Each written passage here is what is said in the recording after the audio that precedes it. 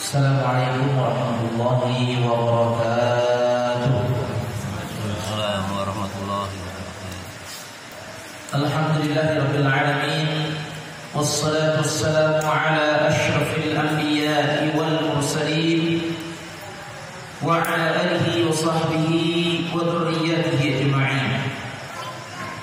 Qala Allah ta'ala fi kitabihil karim, ya ayyuhalladzina amanu taqullaha haqqa tuqatih wa la tamutunna illa wa antum muslimun. Bapak-bapak, para hadirin jemaah sekalian yang mudah-mudahan dirahmati serta dimuliakan Allah Subhanahu wa taala. Alhamdulillah, malam ini kita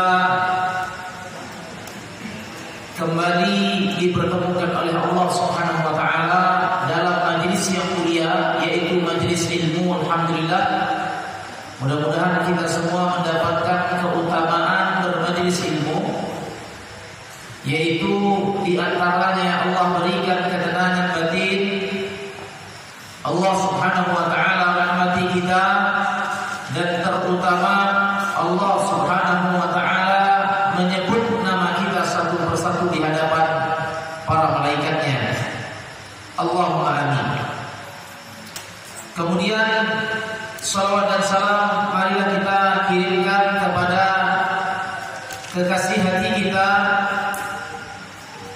Nabi kita yang mulia Muhammad sallallahu alaihi wasallam, imam besar kaum muslimin satu-satunya, yaitu Nabi kita yang mulia Muhammad sallallahu alaihi wasallam sebagai contoh yang baik, uswatun hasanah seumur hidup dan sepanjang masa. Bapak-bapak, para hadirin jemaah sekalian yang mudah-mudahan dirahmati serta dimuliakan Allah. Insyaallah kita masih dalam pembahasan al-aslur rabi', landasan yang keempat dari 6 perkara yang diutamakan dalam agama kita. Karena pekan yang lalu kita sampaikan tetapi baru setengah. Pekan yang lalu kita sampaikan tetapi baru setengah, yaitu sebagai bahan murojaahnya al-aslur rabi', perkara atau landasan yang utama dalam agama kita. Poin keempatnya adalah bayanul ilmi wal ulama, penjelasan tentang ilmu dan orang-orang yang berilmu atau ulama. Hada aslun azim. Maka landasan yang keempat ini adalah landasan yang paling agung, karena menjelaskan di antara pokok agama kita. Yang pertama adalah penjelasan tentang ilmu, bahwa yang dimaksud dengan ilmu di sini, yang termasuk pokok dalam agama kita, adalah ilmu agama atau ilmu syar'i. Yang ilmu syar'i ini sifat khususnya al-mabni ala kitabillah wa sunnati rasulih, bahwa sifat khusus daripada ilmu itu dibangun atas dasar Al-Quran dan hadis dengan pemahaman yang benar. Nah inilah yang akan membedakan Ahlus Sunnah wal Jamaah yang original dengan Ahlus Sunnah wal Jamaah yang KW. Sempat ditanyakan kepada Syekh Muhammad Nasir bin Albani, wahai imam, wahai syekh, ini semuanya mengaku Ahlus Sunnah dan semuanya berpegang teguh dengan Al-Quran dan Sunnah. Lalu di mana di antara mereka yang paling benar? Maka apa kata Syekh Muhammad Nasir bin Albani? Semuanya mengaku berpegang teguh dengan Al-Quran dan Sunnah. Akan tetapi yang membedakan di antara mereka, antara Ahlus Sunnah wal Jamaah yang original dengan Ahlus Sunnah wal Jamaah yang KW, adalah pemahaman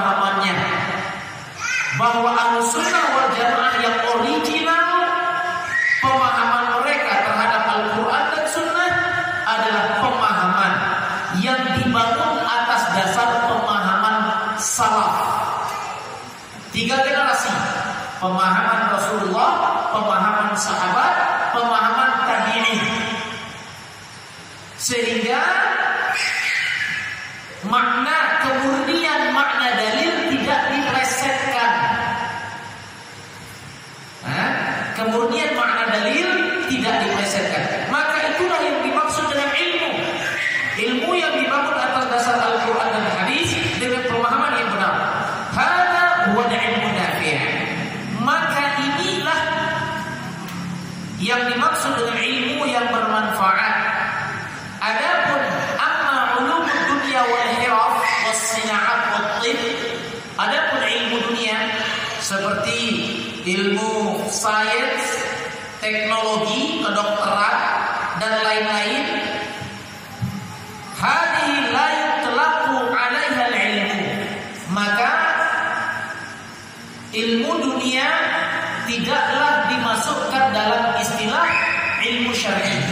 Jadi kalau kita misalkan mendengar penjelasan tentang keutamaan ilmu, maka yang dimaksud dengan ilmu tersebut adalah ilmu syariat. Keluar darinya pembahasan ilmu yang lain. Nah, akan tetapi hukum mempelajari ilmu dunia mubah, boleh, tidak terlarang.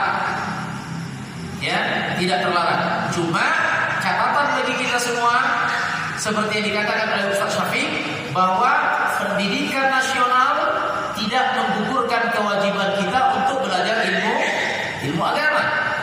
Artinya ilmu agama itu wajib, fardhu ain. Kemudian ikhwatal iman rahimani wa rahimakumullah jami'an,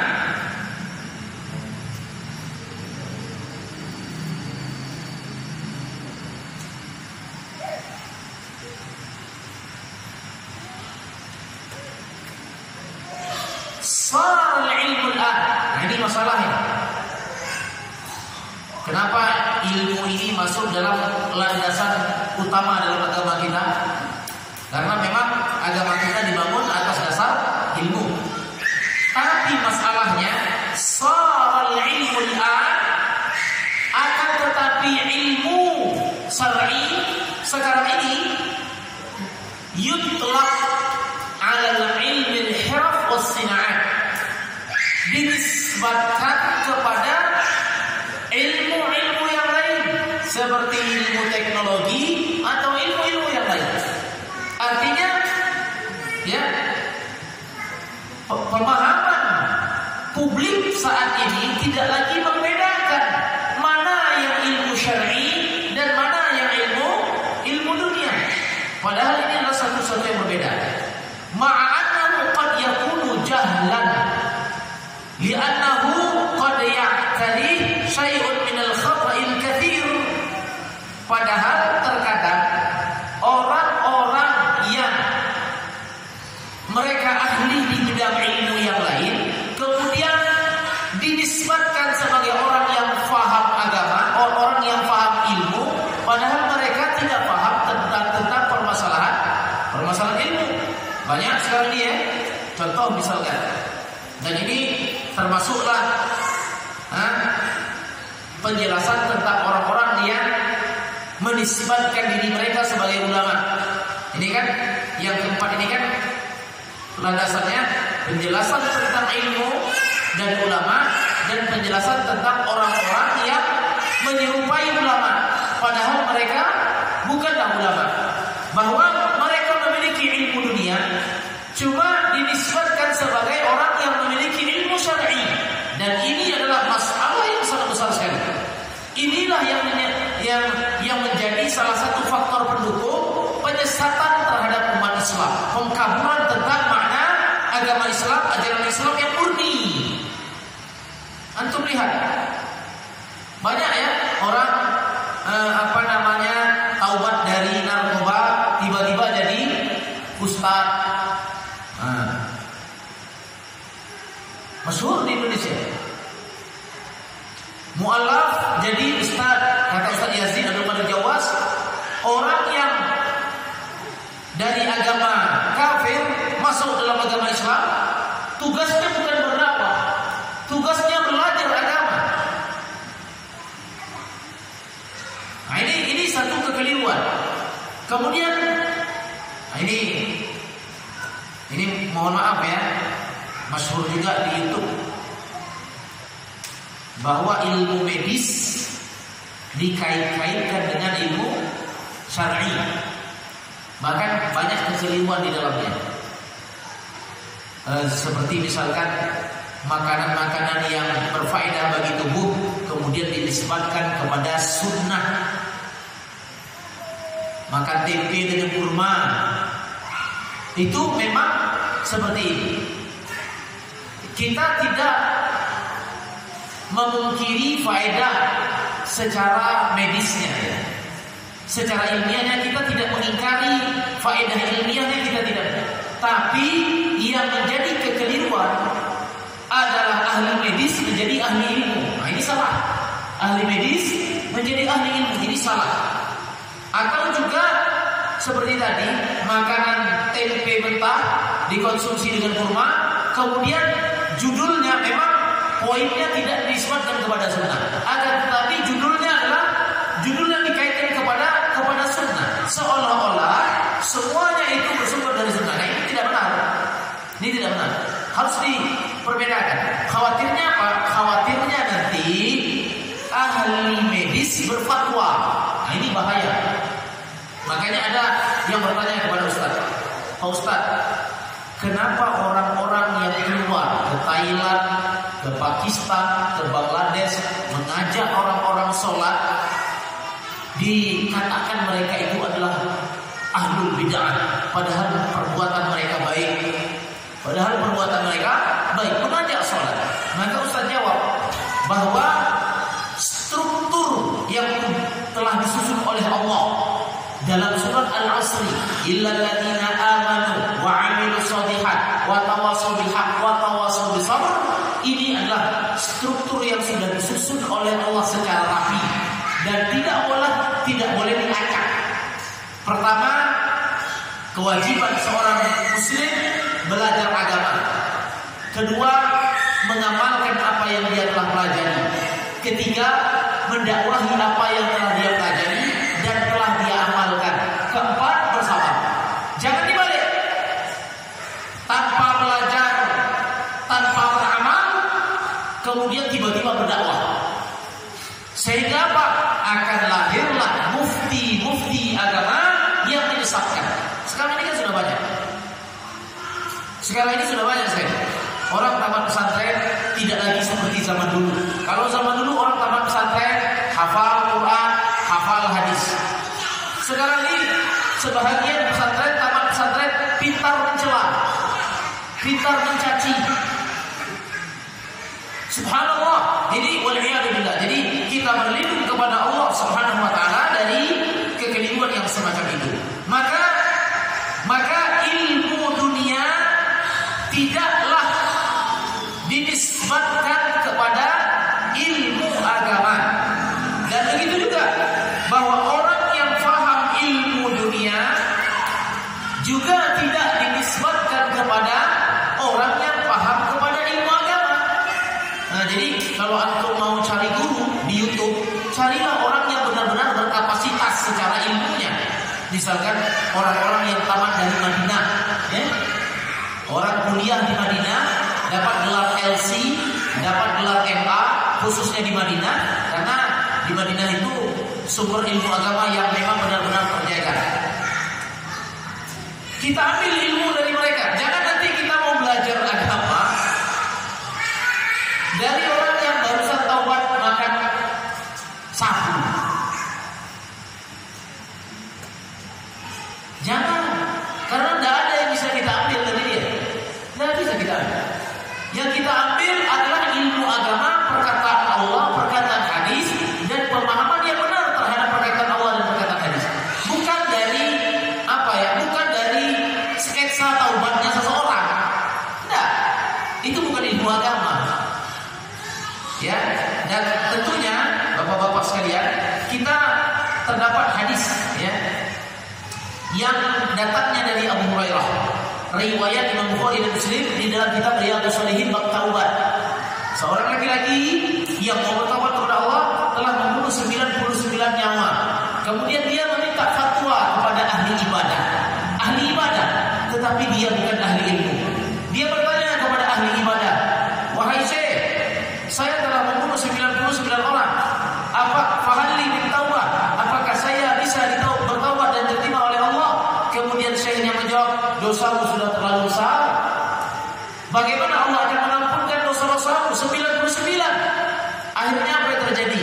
Akhirnya Syekh ini dibunuh karena salah berfatwa.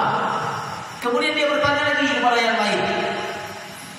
Dan ketika dia bertemu dengan ahli ilmu yang paham agama dan pemahaman yang benar, disampaikan kepadanya bahwa rahmat Allah maha luas, bahwa taubat, bahwa ampunan Allah lebih besar daripada dosa para hamba.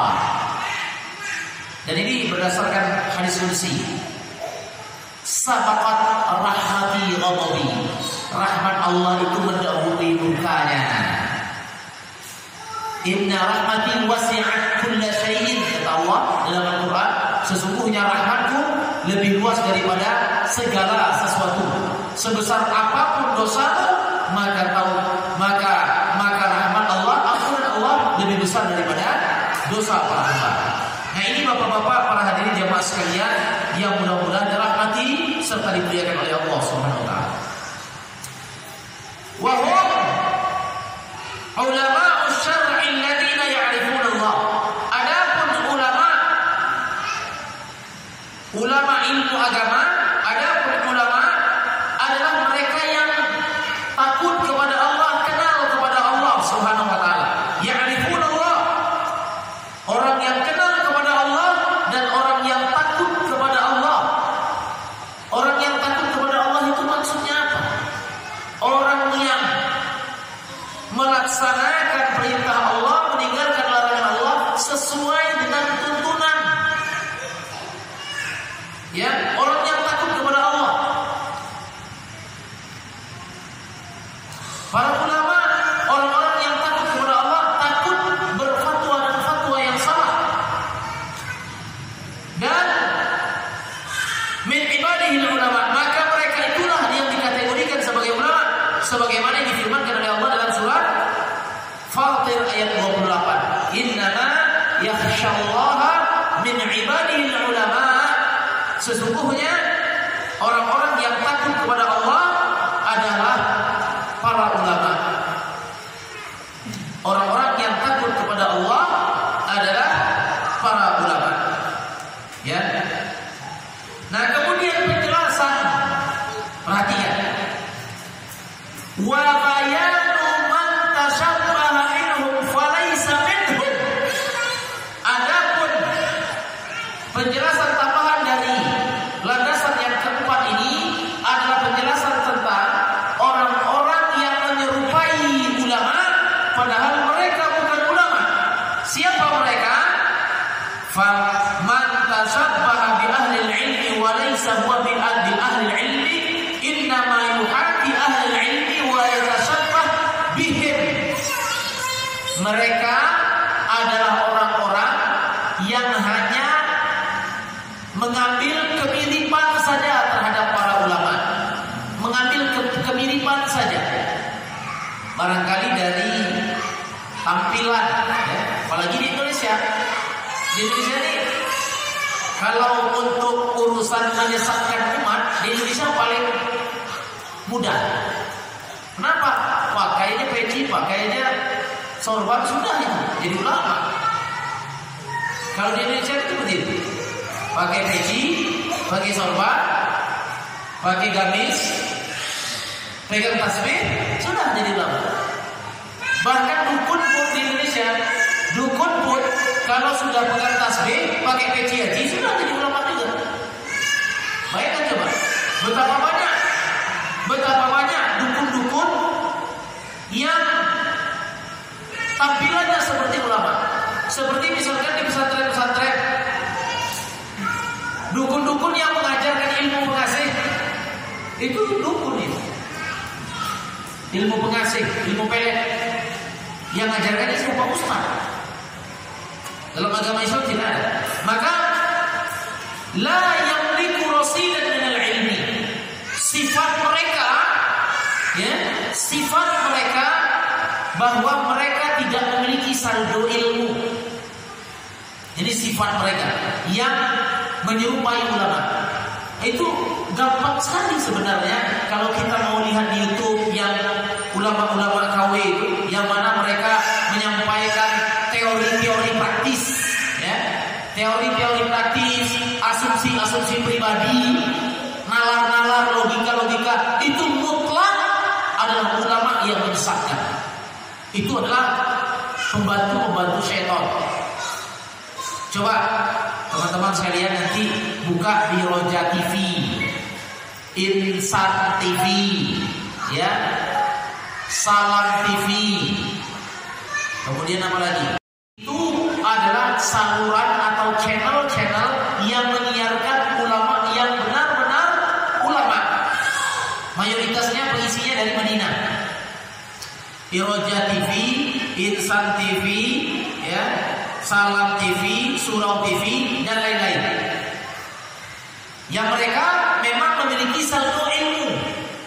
Nah, kalau yang kita lihat selama ini di TV-TV itu kebanyakan waliyadzubillah, banyak menyampaikan teori praktis, asumsi pribadi, serta nalar-nalar. Waliyadzubillah, ya. Dan li'annahu yaqulu 'ala Allah bighairi ilm, maka sifat mereka tidak memiliki ilmu dan mereka berbicara tanpa ilmu. Yudhillun nas bighairi ilm, mereka menyesatkan manusia tanpa ilmu. Mereka menyesatkan manusia tanpa ilmu. Contoh, ini kita ambil contoh yang viral. Dan ini mudah-mudahan jadi pelajaran bagi kita semua. Misalkan, contoh, orang yang ngomong tapi omongannya seperti indah, akan tetapi kosong daripada ilmu. Contoh misalkan, ketika terjadi misalkan katakanlah pelanggaran syarat, pelecehan secara ucapan, katakanlah gurunya dilecehkan oleh seseorang, kemudian guru yang lain mengatakan bahwa orang yang melecehkan tersebut mesti dipenggal kepalanya karena dia sudah halal darahnya, karena dia sudah merusak kehormatan seorang guru, telah merusak kehormatan cucu Rasulullah, misalkan seperti itu. Nah, ini omongan bodoh daripada ilmu. Bodoh secara ilmu agama dan bodoh secara ilmu dunia. Kenapa Ustaz katakan demikian? Ilmu agama, secara ilmu agama tidak boleh membunuh seseorang kecuali dengan cara yang benar. Secara ilmu agama, bagaimana cara ilmu agama? Dengan cara yang benar. Yang pertama, di medan perang antara muslim dan kafir. Di medan perang. Di medan perang. Kalau medan perang, tidak usah pakai agama Islam, pakai tabiat manusia saja. Siapapun diganggu dalam medan perang, bunuh-bunuhan, tidak usah pakai dalil. Bukan hanya Islam saja. Makanya dulu ada perang salib. Perang salib, di dalam perang salib bunuh, dalam perang. Nah, itu dibenarkan. Ya? Seperti yang terjadi di Palestina. Kemudian yang kedua, secara ilmu agama boleh membunuh seseorang kecuali dengan cara yang benar, yaitu apa? Melalui jalur pengadilan. Seperti yang diterapkan di Saudi. Dukun di Saudi dipenggal kepala. Dukun di Saudi kepalanya dipenggal. Bagaimana proses pemenggalan kepalanya? Orang yang mencuri dipotong tangannya. Bagaimana prosesnya? Melalui mekanisme hukum yang ada. Itu secara ilmu syariatnya seperti itu. Bukan berarti ilmu syariat Islam itu bahwa serta-merta pencuri ditangkap kemudian dipotong tangan. Tidak bisa. Ada mekanisme hukumnya.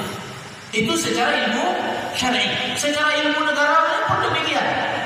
Bahwa tidak bisa ditegakkan secara langsung seperti itu. Harus ada mekanisme hukum. Nah, yang tadi ngomong bahwa pelecehan kemudian kepalanya dipenggal, ini adalah orang yang melabelkan ulama, tetapi isinya tidak ada.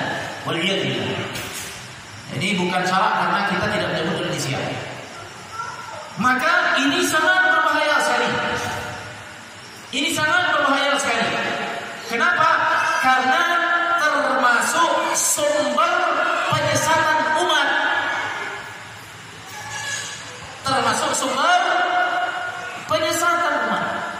Dan terutama, ya, mohon maaf, terutama dalam masalah ibadah. Nah, orang Indonesia ini mau disodorkan apa aja, mau disodorkan apa bae laju. Orang Indonesia disodor apa bae laju. Asalkan keutamaannya lemah, lajulah itu. Ustaz pernah buat simulasi, buat sebuah testimoni lah. Nah, bapak-bapak sekalian yang banyak utang, coba nanti sholat, ambil wudhu. Setelah sholat wudhu, sholat 2 rakaat, kemudian baca ya Rozak sampai 700 kali. Ya Rozak, wahai zat pemberi rezeki sebanyak 700 kali. Orang yang punya utang langsung dilunaskan oleh Allah. Itu banyak yang tahu itu. Nggak usah kalau diulangi mau dicatat. Wah, Bu, itu cuma simulasi bahwa itu adalah amalan ibadah yang tidak ada dasar ilmunya. Mau orang mengamal begini? Maka keberadaan orang-orang yang mengaku sebagai orang yang berilmu sangat berbahaya. Seperti apa yang telah ditanyakan oleh Huzaifah bin Yaman kepada Rasulullah, bahwa akan ada nanti di akhir zaman, kata Rasulullah, orang-orang yang berdakwah, akan tetapi isi dakwahnya mengajak manusia masuk ke dalam api neraka. Kenapa? Yastannuna walakin laisa bisunnati. Mereka mengajak kepada sunnah, tetapi bukan lagi sunnah Rasulullah SAW. Wal'iyadu billah. Kan ada di dalam Al-Quran itu, di dalam surah Al-Baqarah, wa minan nasi man yu'jibu qawluhu fil hayati dunia. Ada di antara manusia yang ucapannya itu sangat mengagumkan, akan tetapi pekerjaan mereka menyesatkan manusia. Ucapan mereka mengagumkan. Ya, kalau dalam bahasa sekarang ini orator lah, tetapi mereka menyesatkan. Wal'iyadillah. Nah, bapak-bapak, para hadirin jemaah sekalian yang mudah-mudahan dimuliakan Allah, maka inilah penjelasan tentang ilmu dan ulama serta orang-orang yang mengaku sebagai orang yang berilmu. Mudah-mudahan kita termasuk orang-orang yang berlindung kepada Allah Subhanahu wa taala dari perkara-perkara yang semacam itu. Barangkali untuk landasan yang keempat selesai. Kalau ada pertanyaan mungkin kita persilakan. Landasan yang keempat kita selesaikan cukup. Kalau ada pertanyaan kita persilakan. Ya. Waalaikumsalam. Orang yang dizolimi atau memukul harus dibalas dengan bagaimana kalau seandainya orang yang dizolimi dengan cara dipukul, kemudian boleh tidak kita memukul kembali? Artinya dengan kisos gitu ya. Ustaz tanya dulu, sifat pukulannya sudah masuk ke pidana atau belum? Sifat memukulnya kira-kira seperti ini. Kalau sifat pukulannya sudah masuk ke pidana, misalkan mengganggu orang lain misalkan atau apalah, pokoknya sudah masuk wilayah pidana, maka boleh kita memproses dia dengan cara hukum. Tidak boleh kita main hakim sendiri, tidak boleh. Tidak boleh. Boleh kita visum, buat laporan, serahkan ke polisi, boleh. Tapi kalau dia sudah masuk ke wilayah pidana, kemudian kita pukul, artinya main hakim sendiri, ini tidak dibenarkan. Ini tidak boleh ya. Kecuali misalkan belum masuk wilayah pidana, masih sebatas RT misalkan, kemudian kita pengen dibalas gitu, ya tidak masalah. Kalau masih sebatas wilayah RT, atau kalau dalam masalah mungkin yang antum tanya dalam kondisi darurat kita dipukul gitu ya. Dalam kondisi darurat kemudian kita dipukul dengan alasan apa lah kira-kira? Kita dipukul alasannya apa? Kalau seandainya begal boleh kita pukul lagi. Tapi kalau misalkan sebatas perkelahian biasa, maka cukup kita mengambil jalur damai, saling memaafkan, mencari solusi yang terbaik. Kalau yang memukul itu begal, ya lajulah,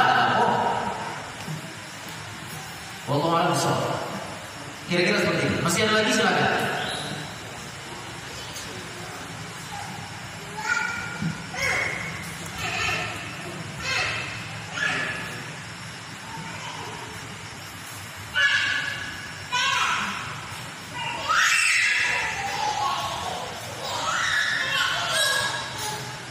Ayo silakan.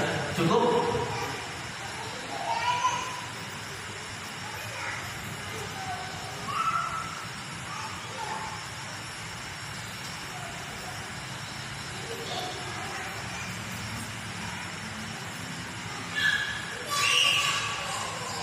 Cukup?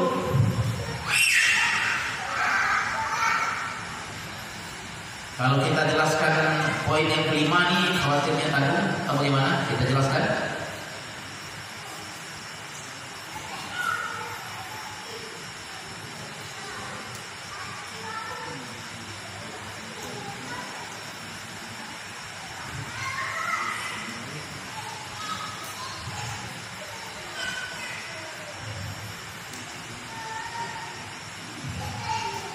Ya, barangkali kita masuk ke landasan yang kelima, cuman sekedar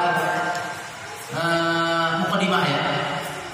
Al-aslul khamis, landasan yang kelima dari 6 landasan dalam agama kita, bayanullahi subhanahu wa ta'ala li awliyaillah wa tafriquhu bainahum wa bainal mutashabbihin bihim min a'da'illahi wal munafiqin wal fujjar.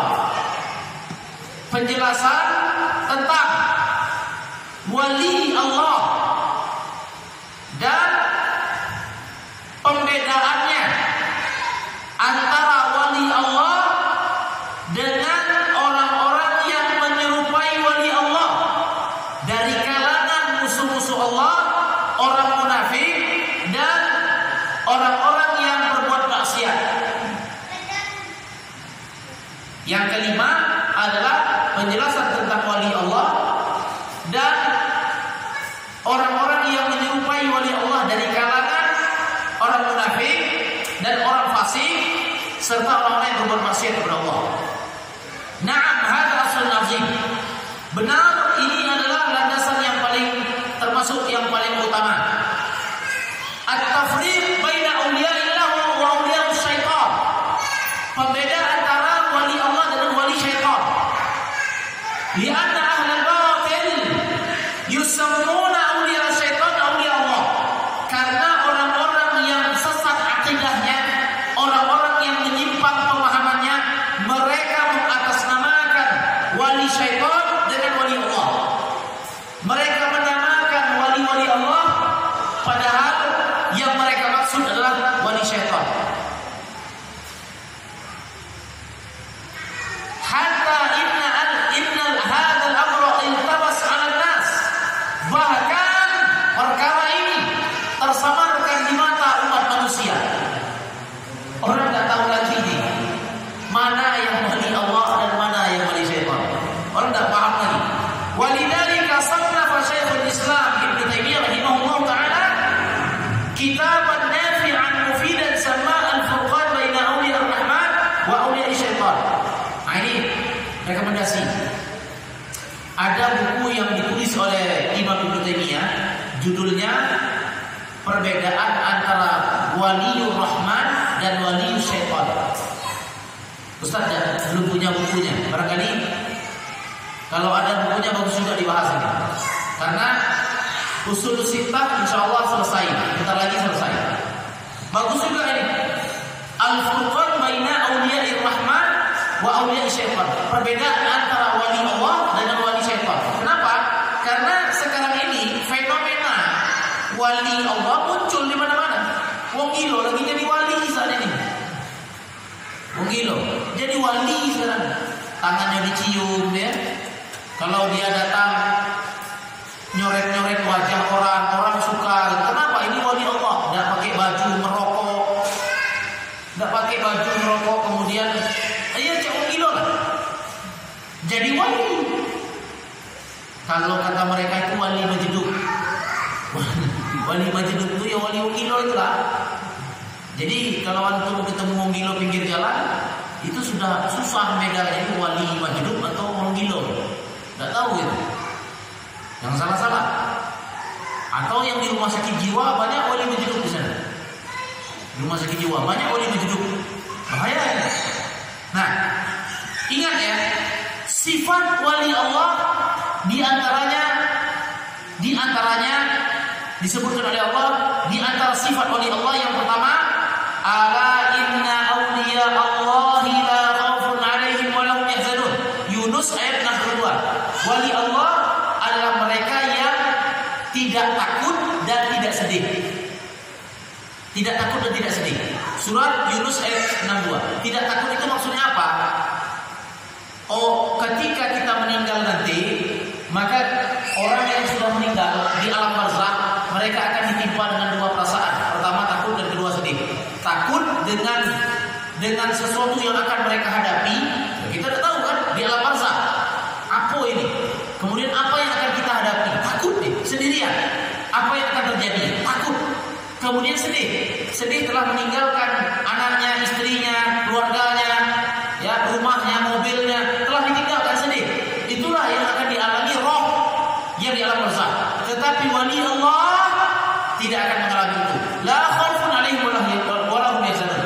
Mereka tidak takut atas apa yang akan mereka hadapi di alam barzakh, dan mereka tidak sedih atas apa yang telah mereka tinggalkan di alam dunia. Dan itu dasar penafsirannya dari Imam Ibnu Katsir. Ya, itu sifat wali Allah. Kemudian yang kedua, sifat wali Allah yaitu Yunus ayat 63. Kalau tadi Yunus ayat 62 ya. Yunus ayat 63 Allah katakan alladzina amanu wa kanu yattaqun. Wali Allah itu adalah mereka yang tidak takut, adalah mereka yang bertakwa kepada Allah dan mereka beriman. Alladzina amanu wa kanu yattaqun. Mereka beriman kepada Allah dan mereka bertakwa. Siapa itu? Wali Allah. Coba antum baca Yunus 62-63. Ustaz terjemahkan dalam bahasa yang lugas ya. Ustaz terjemahkan, tolong dengarkan. Yunus 62-63. Ketahuilah olehmu sesungguhnya wali Allah, mereka tidak takut dan mereka tidak sedih, dan mereka adalah orang-orang yang beriman dan bertakwa kepada Allah. Jelas ya?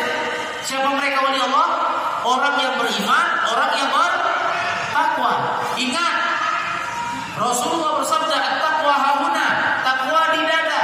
Tidak ada satupun di antara kita yang mengetahui siapa di antara kita yang paling bertakwa kepada Allah. Ingat, sekalipun seorang ulama, seorang ustaz, seorang kiai, tidak tahu kita derajat ketakwaannya antara mereka dan kita. Kalau seandainya derajat ketakwaan adalah status sosial, Ustaz beruntung. Kenapa? Ustaz wali Allah nih di antara kalian semua. Tetapi tidak. Allah tidak menilai seseorang itu sebagai wali Allah tidak berdasarkan status sosial. Oh, Ustaz wali Allah. Tidak. Oh, ulama wali Allah. Tidak. Ini difirmankan oleh Allah, auliya Allah alladzina amanu wa kanu yattaqun. Yang beriman, yang bertakwa.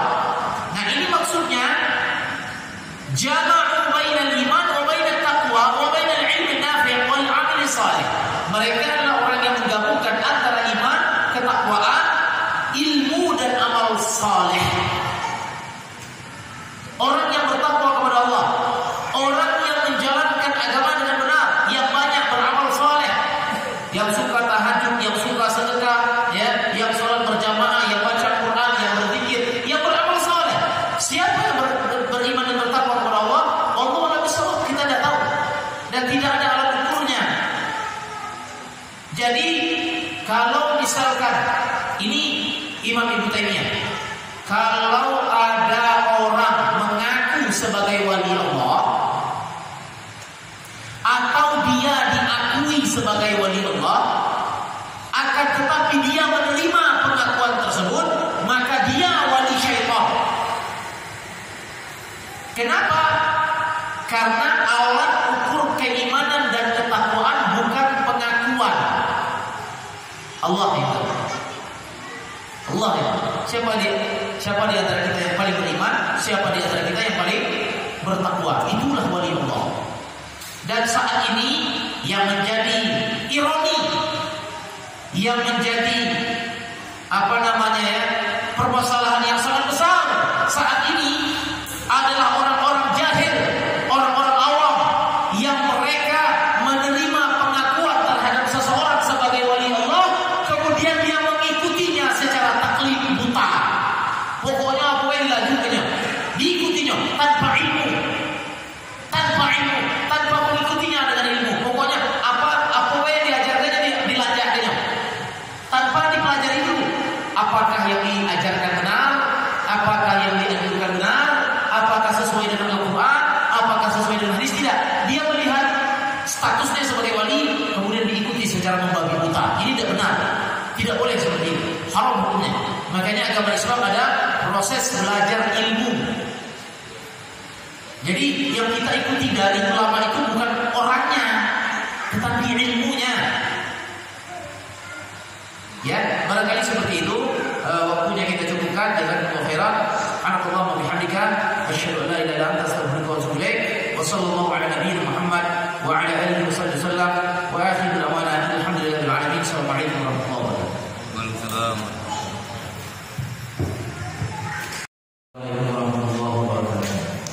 Waalaikumsalam warahmatullahi wabarakatuh. Alhamdulillah wassalatu wassalamu ala Rasulillah. Allahumma shalli wa sallim ala nabiyyina Muhammad.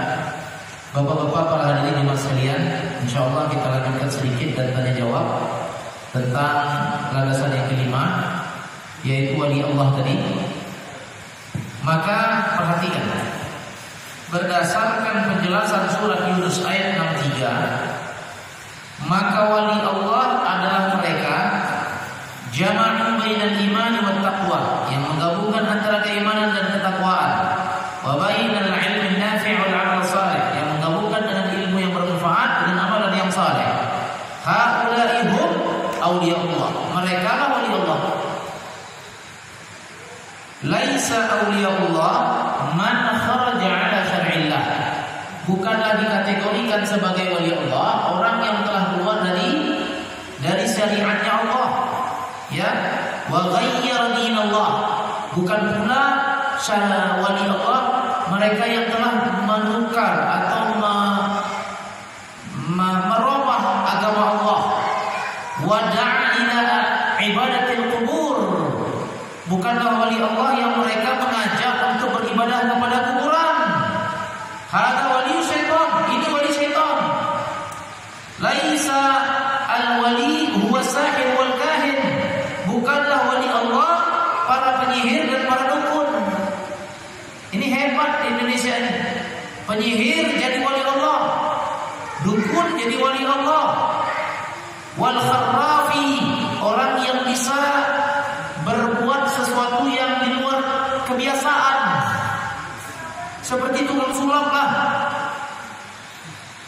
yang bisa membengkokkan sendok, yang bisa membakar daun jadi duit. Itu sama, ya, wali syaitan dengan tukang sihir, tukang sulap, tukang dukun, sama. Maka al-kharrafil ladzi yuzhiru lin-nas makharij sihriyah,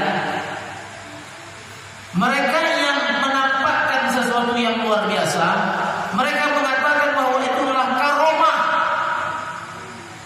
Akan tetapi fil haqiqah makharij syaitaniyah, akan tetapi itu adalah trik-trik syaitan dalam mengelabui dan menyesatkan umat manusia. Menarik sekali ini tentang karomahnya.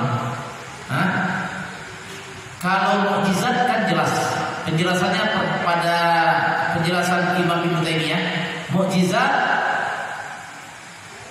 al-asya'u khariqul 'adah, sesuatu yang di luar kebiasaan, yang terjadi atas kehendak Allah terhadap nabi dan para rasul. Itu mukjizat. Akan tetapi mukjizat ini bukan atas kehendak nabi dan rasul, akan tetapi kehendak Allah. Tongkat Nabi Musa jadi ular berapa kali? Bisa dikatakan 1 kali cuma jadi ular. Tidak serta-merta kemudian ketika Nabi Musa ketemu musuh dilemparnya jadi ular. Tidak. An alqi 'asa talqaf ma yafikun. Atas perintah Allah, lemparkan tongkatmu, talqaf ma yafikun, akan menjadi ular besar dan memakan ular-ular yang kecil. Makanya kejadiannya apa? Cuma 1 kali. Membelah laut cuma 1 kali. Memecahkan batu cuma 1 kali. Karena bukan atas kehendak Nabi Musa. Itu mukjizat. Sama dengan karomah. Karomah kejadian luar biasa yang diberikan oleh Allah kepada orang yang beriman, yang bertakwa, wali Allah, orang yang beriman, bertakwa kepada Allah, yang mana itu atas kehendak Allah, bukan atas kehendak yang bersangkutan. Dan itu pun kadang-kadang wali Allah nggak tahu dia karomahnya apa. Karomah itu tidak mesti bisa jalan di atas air gitu ya, kayak pendekar-pendekar wali songo gitu ya. Kalau seandainya kejadian luar biasa itu dikatakan wali Allah, berarti tukang sulap itu wali Allah. Kalau itu, tukang sulap itu wali Allah. Kalau banyak kehebatan-kehebatan tukang sulap. Apa kehebatan yang paling utama?